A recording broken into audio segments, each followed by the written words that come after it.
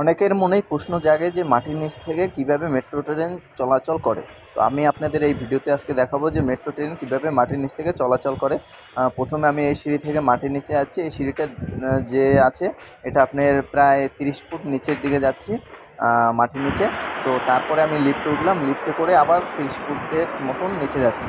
তো দেখুন আমি ধীরে ধীরে মাটির নিচে যাচ্ছি। আপনারাও যখন আসবেন এভাবেই আপনাদের আসতে হবে মেট্রোতে। আর মেট্রো খুব উন্নত হয়। মেট্রোর যে বিশেষ করে আপনার মেট্রোতে আসলে পরে আপনার খুব ফাস্ট হতে হবে। এখানে আপনাকে যে এই যে মেট্রো স্টেশনটা দেখতে পেয়েছেন, এর দুপাশেই কিন্তু মেট্রো চলে।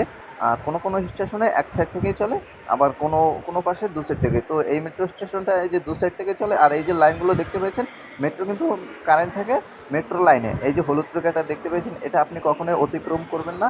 এটা আপনার জন্য বিপজ্জনক হতে পারে। যখন মেট্রো আসবে তখনই আপনি শুধু এই হলুদ রেখা অতিক্রম করে মেট্রোতে উঠবেন। এই যে মেট্রোটা চলে আসলো, মেট্রো তো আসার পরে আপনাকে 4-5 সেকেন্ড সময় দেবে মেট্রোতে ওঠা নামার জন্য। আপনাকে খুব তাড়াতাড়ি এখানে উঠতে নামতে হবে।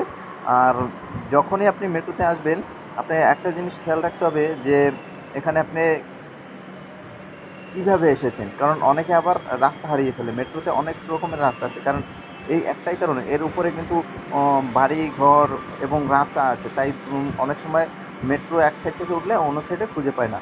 এই যে মেট্রো থেকে লোকজন নামা করলো, এরপরে যে এই দেখুন 2-4 সেকেন্ড আপনাকে সময় দেবে।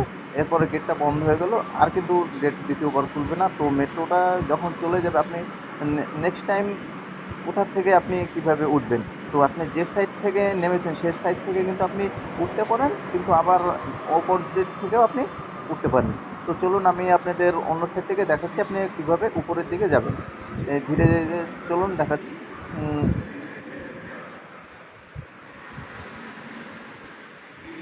আর এখানে আপনি কোনো রকম পানের টিপ বা থুতু অন্য কিছু ফেললে পরে আপনাকে কিন্তু ফাইন করা হবে। এটা থেকে আপনি খুবই সাবধান।